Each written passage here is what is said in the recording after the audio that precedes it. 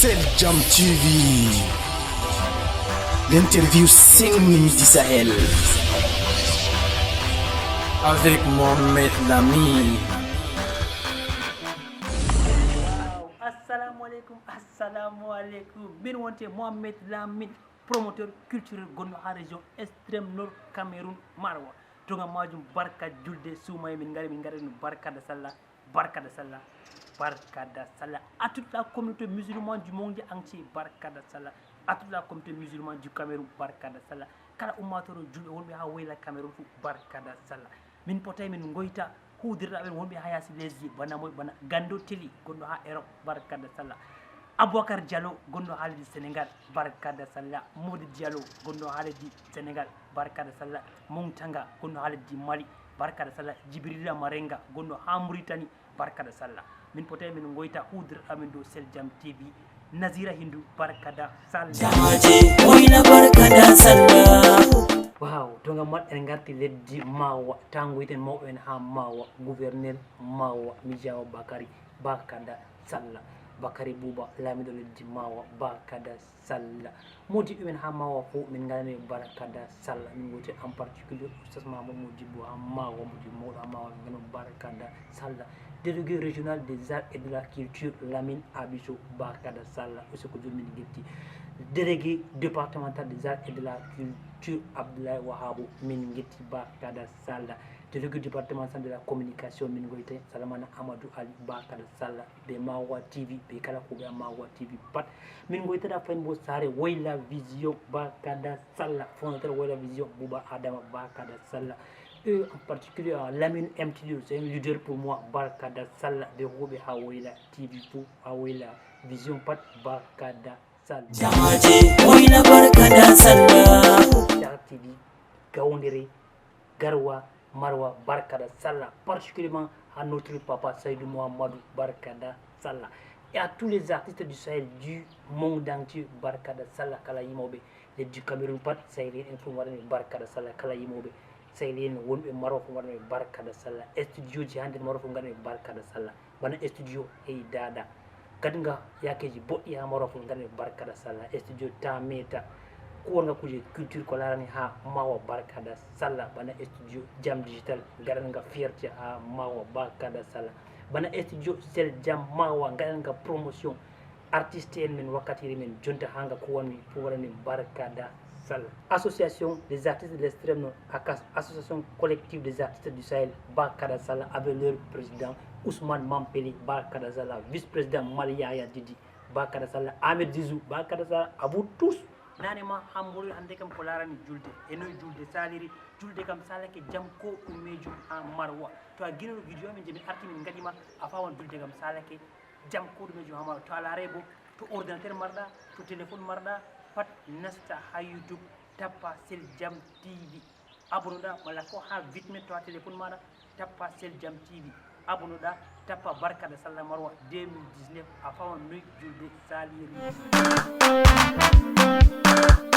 Ok en gara téléphone Android to téléphone Android amaɗa hurta ɓe ordinateur bo a waɗa téléphone Android banni a nastan bana ha application YouTube woni bana ha nda nder dossier tan application YouTube woni baham kam nda application YouTube haɗo nda YouTube ina sande application YouTube voilà mi wara téléphone application YouTube haɗo foti mi windan kadi hande application mi waran ha bar windugo ɗo haɗo ni mi yiya bar windugo mi windan Sel Jam TV banni Sel Jam TV voilà wurtinan tan banni to wurtiniyam banni mi yiyan dow majum to a yi dow man wurtinande ha bar banni a tawan ɗo windi banni e a tawan gasana bindi boɗejum ɗo windi sabone a yiyan dow bindi sabone man banni. Voilà, wurtate lenguru banni ɓe ƴonam lenguru de cloche de notification ɓe français ɓe fulfulde min matin bana lenguru matingo iya dow ton ta i dow ton banni timmi kadi kala komin tammi fijidgo kala komin timmi wargo pat a tammi largo ko wiyeman to min gerɓini lenguru man tammi matingo wanda wodi ko gerɓi kesum ta abonake banni timmi kadi kala komin gerɓi pat a laran nastan ha vidéo ɗo masalan ta nasti ha vidéo banni yowwa ndaɗo je mi boɗan ton je barka da Salah 2019 man fête du Ramadan 2019 amaro barka da Salah. Ok en plus bo foti a lara vidéo ji goɗɗi feere min gerɓi o jur wala je artiste on je mi meeɗa yerɓugo de o pijuɗo ha Maroc kam masalan po nde largo ndaɗo bana Salmana Amadou Ali je woni hala dow yimi ha fijirde dammugal lamɗo ɗoji Hawa Gombe je yelwata mar, ɗoji Atisco, ɗoji Ismaila Dan, ɗoji min tinta noyi goɗɗo larata mi nder Facebook, ɗoji DJ Abel, ɗoji Juli Label, ɗoji ɓiɓɓe Sel Jam, ɗoji Ahmed Watar, ɗoji Fadi Kongola, ɗoji Babba Star, ɗoji Ahmed Watar, ɗoji Nasriya Umar, ɗoji Hamidou Sisko, ɗoji ɓiɓɓe Sel Jam, ɗoji Fada Modda Modda, ɗoji Bangal Bappeli Franci et collectif de association ACAS watta collectif des artistes solidaires ha Marwa, e ɗoji Baba Sadou, ɗoji Escobar, ɗoji Babajo Garwa, ɗoji Andour be Kasim Maresh Dadi Bel, ɗoji Baba Sadou concert mako ha Marwa Palace, ɗoji Aminatou Ouale, ɗoji Hawa Gombe, ɗoji ɓiɓɓe Sel Jam, ɗoji Ammiya be Mama Mariam be Misbe, bon kadi ɗoji ɓiɓɓe Sel Jam ɓangal Rogueye, ɗoji Kaba Muslim, ɗoji Mama Mariam, ɗoji MC Yola, Faisal Kongola, Souley Kongola, ɓe fuu kadi ta tammi alari anasti ha video call ta jippo tammilargu ɗum pat majum tammiɗa hoccugo je yahanima, ngam majum ta reno sey abonago tan. Merci useko mon jo sey seeɗa hawɗon kam timmi. To no aboni banni kam kala jum'are kam pat on keɓan video kesum, be altine kam pat 20h kam pat on keɓan video kesum, to gimol kesum, to tariya kesal, to andal kesal, ngam en puɗɗan jangingo yimɓe ande feere feere hade ton nder komin andi be ɗemgal fulfulde. Sel Jam TV. ok to ngam majum en mbolwonan concert ji gaɗɗi ha nder reedu Marwa men. En andi concert ji ɗuɗɗi gaɗi ha reedu Marwa men ɓe julde Souma hikka. Ngam majum en andi concert waɗi ha foyer de jeune, ha foyer de jeune tan concert waɗi Salake Jam ko ɗume jum seywel go. ɓawɗon concert waɗi ha hôtel de Sahel, concert waɗi ha hôtel de Sahel mi tammi Salake Jam ko ɗum pat ɗo pikkon Marwa meɗen. ɓawɗon concert waɗi ha hôtel Marwa Palace be derken Marwa be artiste ɓe Nigéria, nda ɗum ɗo kanjum tammi waɗi Salake Jam be ha hôtel Urgoyo kanjum bo Salake Jam ko ɗummejum pat bo ɗum derken men Marwa artiste men Marwa pat ɗum Salake Jam ko ɗume jamaje oyna barka da sallah.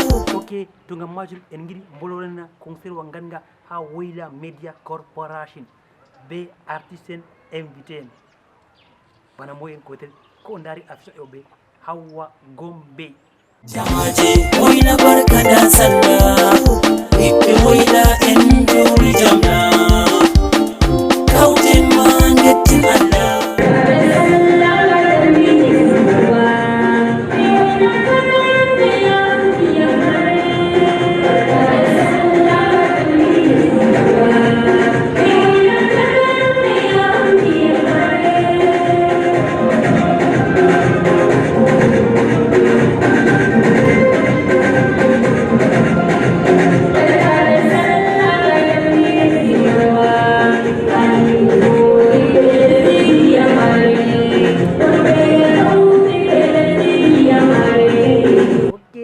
mi tammi on dari Hawa Gombe ɓawɗon be mojo be Atisco Malabo.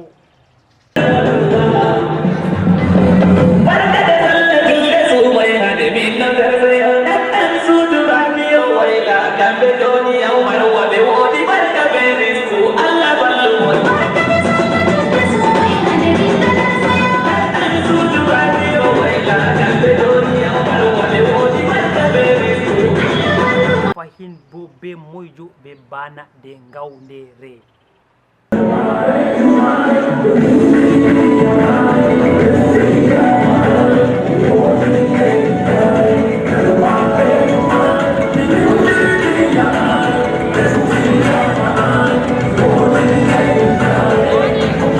Be artiste en men ɓiɓɓe Marwa bo jur gimi ha ton bana tammiɗo nargo ha yeeso ɗum.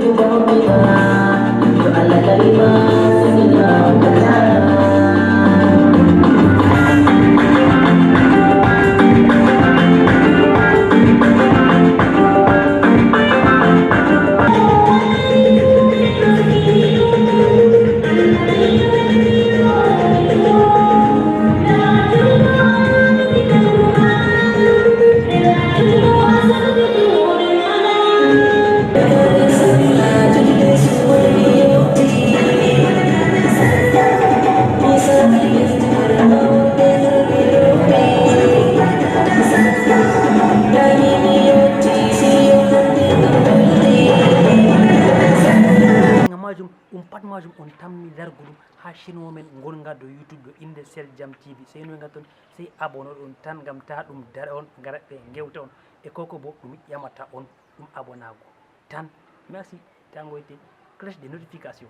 Jamaje wayna barka da sallah.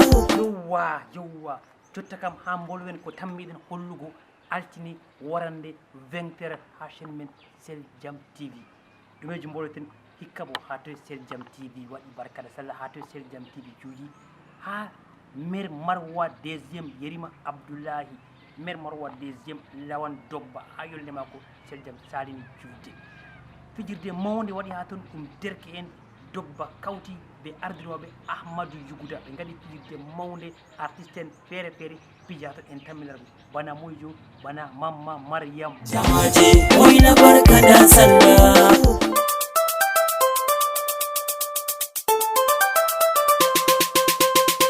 Jamaje sidapa president doni min gari barka da sallah. Siyasa wala weda hala wanda lili lili lili lalla. Mamma Mariam wayati lele sidapa.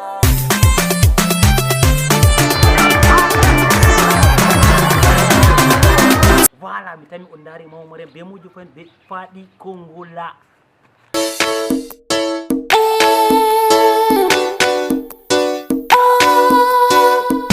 Kada sallah jama'a lesi joppa. Barka sallah jama'a lesi joppa. Enjoy janna go enna bi janna.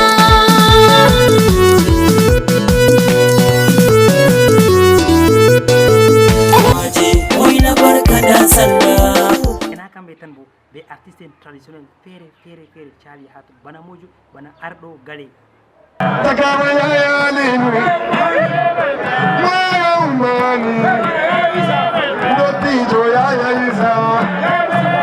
Ok be mo fayndo be Garga Bakari.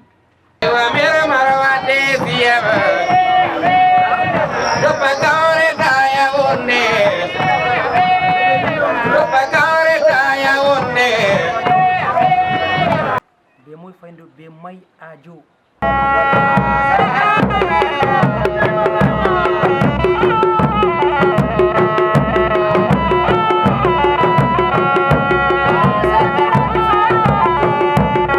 Be May Dogba.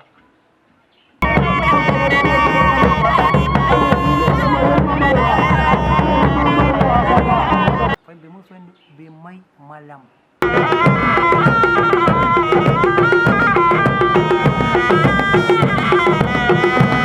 Be fayndo May Pette.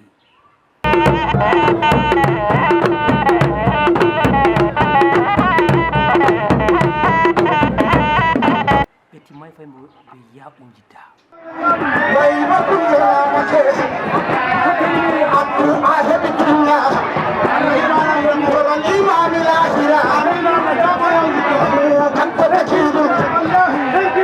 Jamaje wayna barka da sallah. Ippe wayna en juri jamna. Kauten man gettin Allah. Gam majum on tammilargo ɗum ban ha altini warande 24 ha dow chaîne min Sel Jam TV abonné tan on daran ɗum arɗo en feere feere may en feere feere artiste en feere feere pat on tammilargo ɗum abonné tan 20h00 altini to Jam Sel Jam TV ha YouTube. Jamaje wayna barka da sallah. Ippe wayna en juri jamna. Kauten man gettin Allah. ɗum gam majum kadi en gari ha ragare série amen interview 5 minutes du Sahel to wodi mo yiɗi largo amen to Facebook o tappa Sel Jam TV ha sur Facebook o laran amen amma ta o woyta iwgo dow j'aime la page e fayin to wodi ko goɗɗo laari min gatta yahani mo yiɗi wolwongo amen to wodi goɗɗo yiɗi ɓesdugo amen to wodi ko goɗɗo yiɗi min gaɗi yahay wiɗi wolwongo amen bo nda lamba amen ha jo WhatsApp ko ha to o woni wolwona min daran to gam min Mohammed Lamin min jaɓɓita kon mi Allah hollu en mawru en ɗon gondi be caméraman premier caméraman ha Sel Jam Marwa Ahmed Kisson. Albishir jamaje wayla Africa sheyi wangugo